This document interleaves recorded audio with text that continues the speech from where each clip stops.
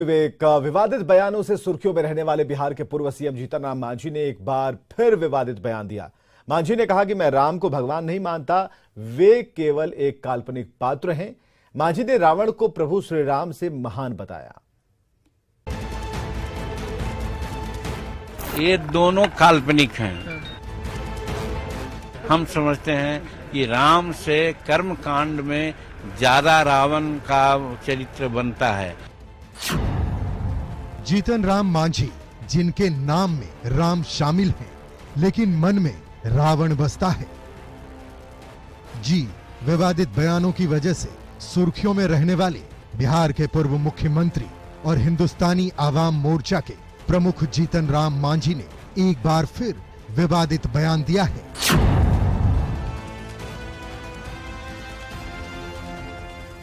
मांझी ने रावण के चरित्र को राम से ज्यादा महान बता दिया है।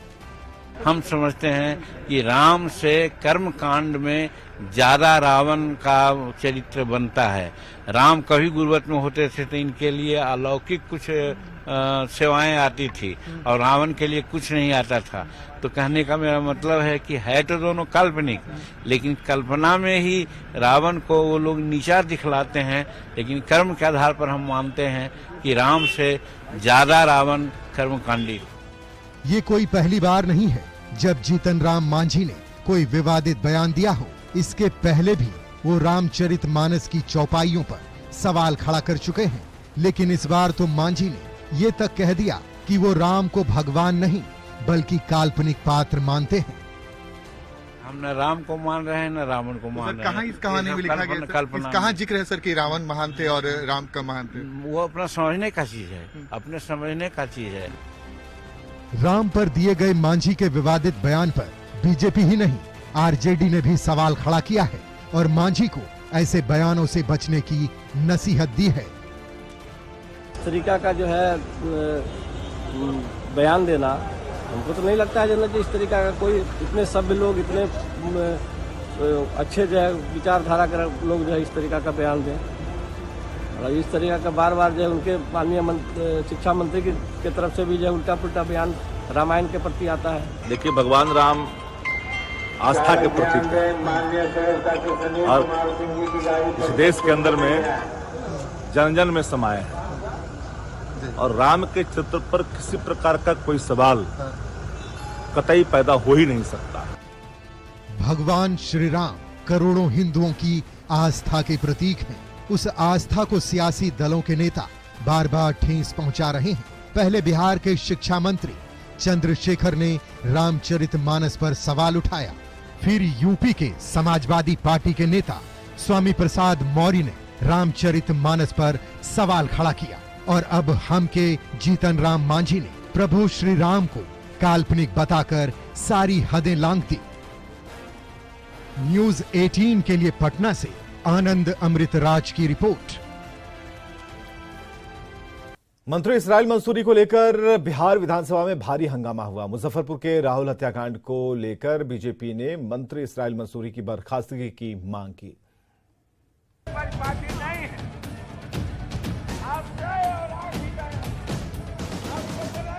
शुक्रवार को जैसे ही विधानमंडल की कार्यवाही शुरू हुई, दोनों सदनों में हंगामा होने लगा। बीजेपी ने मुजफ्फरपुर के राहुल हत्याकांड में मंत्री इसराइल मंसूरी की बर्खास्तगी की मांग करते हुए दो बार सदन से वॉकआउट किया। नेता प्रतिपक्ष विजय सिन्हा ने आरोप लगाया कि इस हत्याकांड में मंत्री इसराइल मंसूरी का नाम आया है, लेकिन थाने में एफआईआर तक दर्ज नहीं हो रहा है। पीड़ित परिवार थाने के अंदर बैठा रो रहा है और माननीय मुख्यमंत्री सारे कागजात लिए और उन्होंने कहा कि मैं पता कर करके कार्रवाई करूंगा। एफआईआर में नाम नहीं होना, मंत्री को मंत्री पद का दुरुपयोग हो रहा है, उनको बर्खास्त कर करके एफआईआर तो प्रथम दर्जा हो। इस मुद्दे पर पक्ष विपक्ष में जमकर बहस हुई।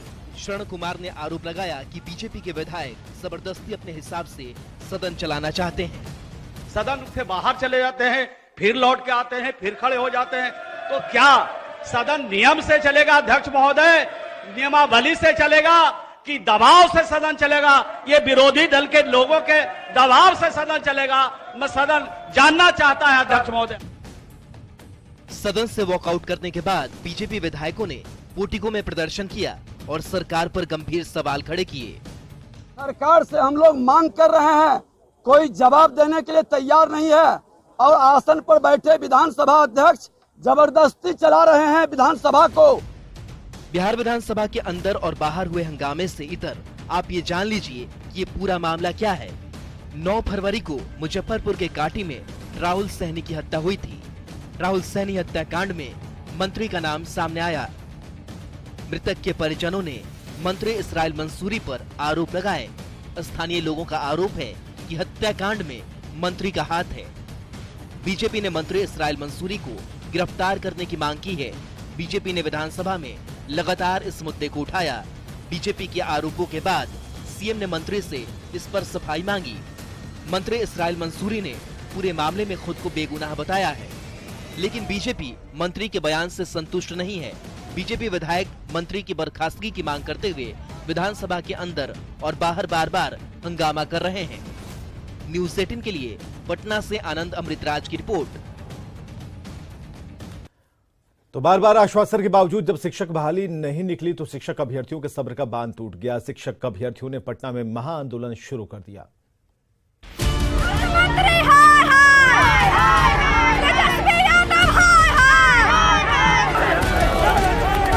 पटना में प्रदर्शन कर रहे ये शिक्षक अभ्यर्थी हैं जो सालों से शिक्षक बहाली के इंतजार में।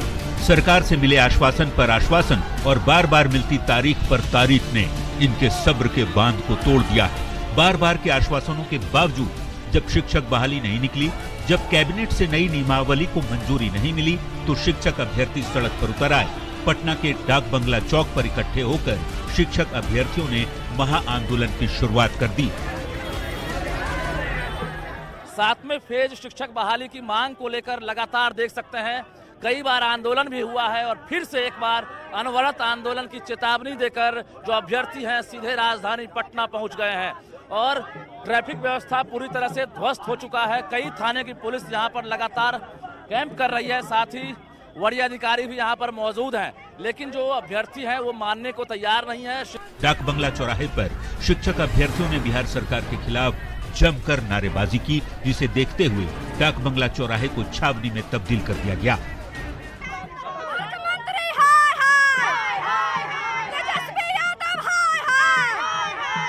क्या डिमांड है? मोहब्बत नहीं चलेगी, हमें चाहिए रोजगार। क्या डिमांड है? शिक्षा मंत्री जी आपका ध्यान किधर है? बेरोजगार अभ्यर्थी इधर है। आप जिन बेरोजगार अभ्यर्थियों की बात करते हैं वो तो यहाँ रोड पे हैं और आप बहुत आसानी से ऐसी कमरा में बंद होके कह देते हैं कि शिक्षक अभ्यर्थियों को आंदोलन की जरूरत नहीं है। अब ये समझ लीजिए शिक्षक अभ्यर्थियों के इस गुस्से की वजह क्या है। दरअसल बिहार के शिक्षा विभाग में 3 लाख से ज्यादा बहाली होनी है, लेकिन बार बार के आश्वासनों के बाद भी विज्ञप्ति नहीं निकली। हस्ताक्षर की बात के बाद भी कैबिनेट में नियमावली नहीं आई। यही वजह है कि बहाली में देरी से शिक्षक अभ्यर्थियों का धैर्य जवाब दे रहा है। अब इस मुद्दे पर सियासत भी तेज हो गई है। बीजेपी एमएलसी नवल किशोर यादव ने बिहार सरकार पर निशाना साधते हुए कहा, जो बच्चे सड़क पर प्रदर्शन कर रहे हैं उन बच्चों की आंखों में सरकार धूल झोंक रही है। कहता है कि हम 6 महीना में कर ले, लेकिन हर बार 6 महीना इनका पूरा नहीं होता है और इनके नेता कहते हैं कि 10 लाख फर्स्ट कैबिनेट में कर देंगे। वो कल में नहीं बना है, वो कलम कब बनेगा ये पता नहीं चल रहा है। सरकार बार बार बहाली की बात कह रही है, लेकिन बहाली की प्रक्रिया शुरू न होने से शिक्षक अभ्यर्थी परेशान है। सवाल है कि वो तारीख कब आएगी। न्यूज़ 18 के लिए पटना से रजनीश कुमार और धर्मेंद्र कुमार के साथ ब्यूरो रिपोर्ट। और पटना से बड़ी खबर है, जहां इंटर परीक्षार्थियों का इंतजार जल्द होगा खत्म। 2 दिन के भीतर रिजल्ट जारी हो सकता है। सभी संकायों के टॉपरों का वेरिफिकेशन खत्म हो गया है और फिजिकली वेरिफिकेशन के लिए संभावित टॉपर्स बोर्ड पहुंचे थे। 19 मार्च तक रिजल्ट जारी होने की संभावना है। शिक्षा मंत्री चंद्रशेखर और पीएससीबी अध्यक्ष आनंद किशोर करेंगे रिजल्ट की घोषणा और इस बार फिर देश भर में सबसे पहले रिजल्ट जारी करने वाला बोर्ड बनेगा बीएसईबी। एआईएमआईएम के प्रमुख असदुद्दीन ओवैसी 18 और 19 मार्च को सीमांचल में रहेंगे। ओवैसी 2 दिन के सीमांचल दौरे पर बिहार आ रहे हैं और इसे लेकर बिहार के सियासी दलों में हलचल है।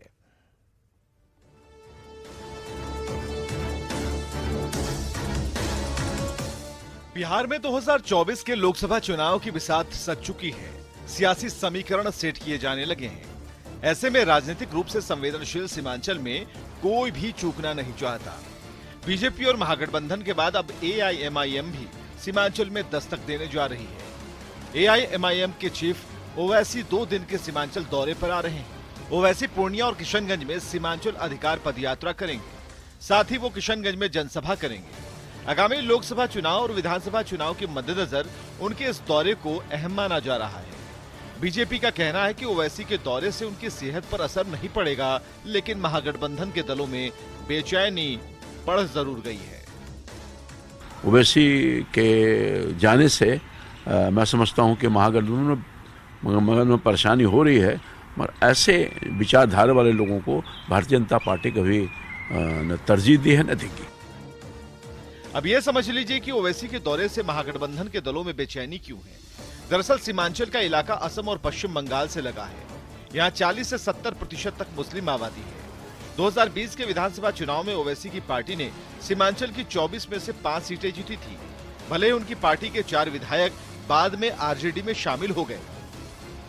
हालांकि आरजेडी और जेडीयू के नेताओं का कहना है कि ओवैसी के दौरे से महागठबंधन के वोट पर कोई फर्क नहीं पड़ेगा। महागठबंधन का हमला बोले, अब क्या है नहीं है बाद में इस पर हम बोलेंगे। जब वो आएंगे घूमेंगे तो बयान देंगे।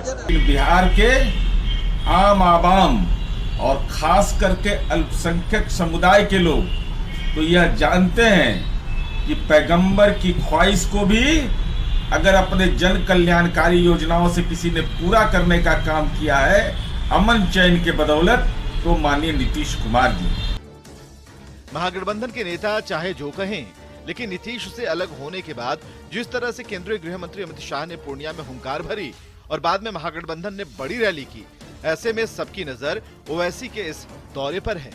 न्यूज़ 18 के लिए पटना से आनंद अमृतराज के साथ ब्यूरो रिपोर्ट।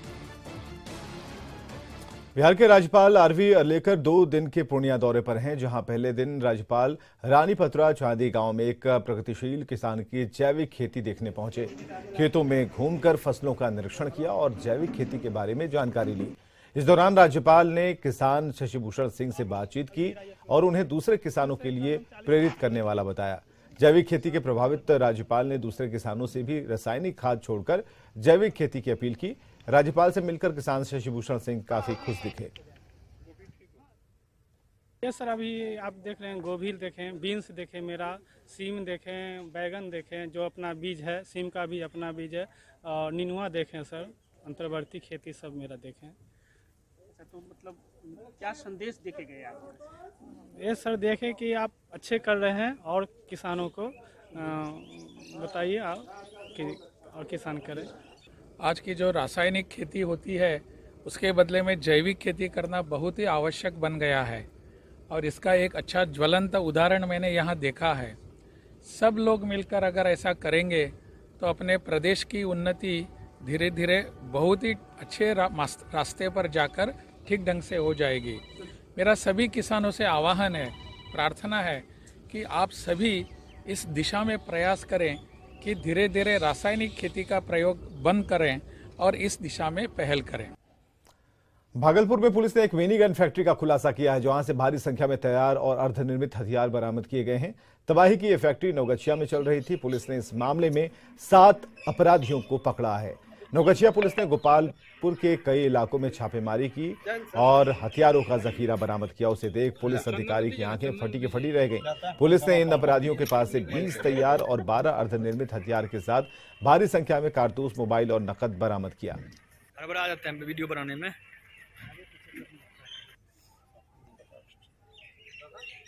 पिस्टल है और 25 गोली वहां से बरामद हुआ। और जैसा हमने कहा कि संजय मंडल जो लड़का है खुद वो जेल में। फिर पूछताछ किया गया कार्यमंडल से, वो बताया कि हथियार कौन बनाता है, तो नाम बताया 2 का। एक है मुकेश ठाकुर, ये करचीरा का है, और ऋषि शर्मा है आजमाबाद का। बोला ये लोग हथियार परमाणु सहयोग करता है। गोपालगंज में शराब पर नकेल कसने के लिए पुलिस और उत्पाद टीम लगातार कार्रवाई कर रही है। बावजूद इसके बेखौफ शराब तस्कर पुलिस को खुली चुनौती देते हुए शराब के धंधे में लगे हैं। गोपालगंज से शराब भट्टियों की आई इस रिपोर्ट को देखिए।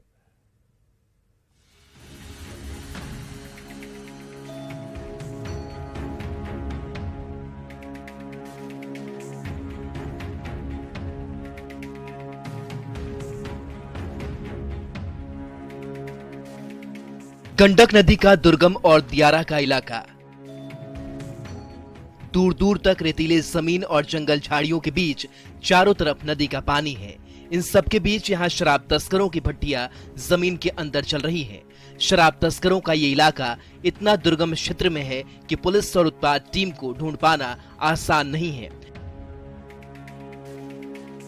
लेकिन मद्य निषेध विभाग के ड्रोन और डॉग स्क्वाड टीम ने ढूंढ निकाला है। तस्वीरें गोपालगंज के बैकुंठपुर थाने के आशा खैरा गांव की है, जहां देसी भट्टियां चलाई जा रही थी। उत्पाद विभाग की टीम ने इन शराब की भट्टियों को ध्वस्त कर आग लगा दिया। साथ ही 5000 लीटर अर्धनिर्मित शराब को नष्ट कर दिया गया। वहीं छापेमारी के दौरान शराब तस्कर मौके का फायदा उठाकर फरार हो गए। वहाँ पे बैकुंठपुर थाना अंतर्गत आशा खैरा दियरा है, उसी में कल उत्पाद टीम द्वारा स्वान दस्ता और ड्रोन की मदद से छापामारी की गई है।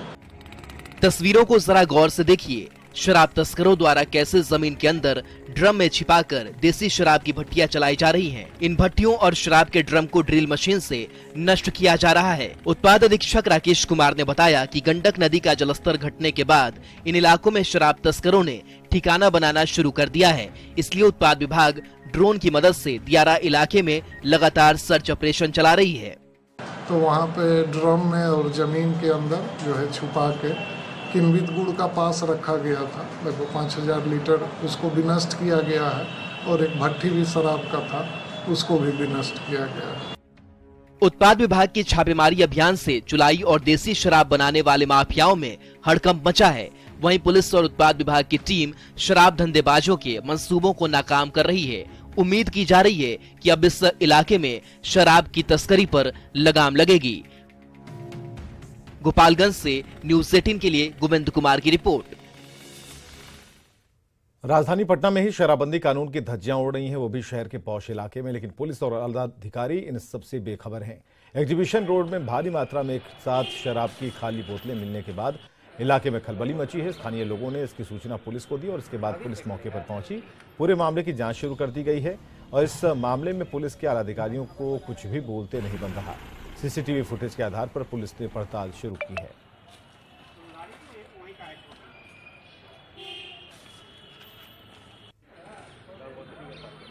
गोपालगंज से खबर, जहां उड़ीसा से तस्करी कर लाए जा रहे 88 किलो गांजा को पुलिस ने जब्त किया और इस मामले में पुलिस ने 3 अंतर्राज्यीय तस्करों को पकड़ा है। बरौली थाने की पुलिस को बनकट गांव के पास NH 27 पर वाहन जांच की सफलता मिली। गांजा तस्कर ऑटो की छतरी में तहखाना बनाकर गांजा की तस्करी कर रहे थे। गिरफ्तार सभी तस्कर कुचायकोट के इसवापुर के रहने वाले हैं।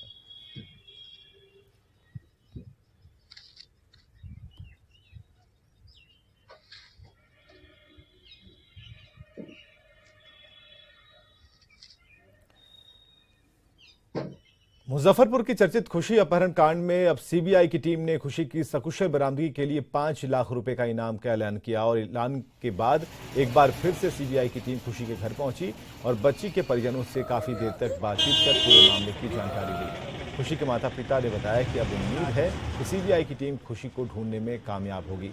खुशी के पिता राजन शाह ने बताया कि जिंदा या मुर्दा खुशी को सीबीआई की टीम ढूंढ निकालेगी।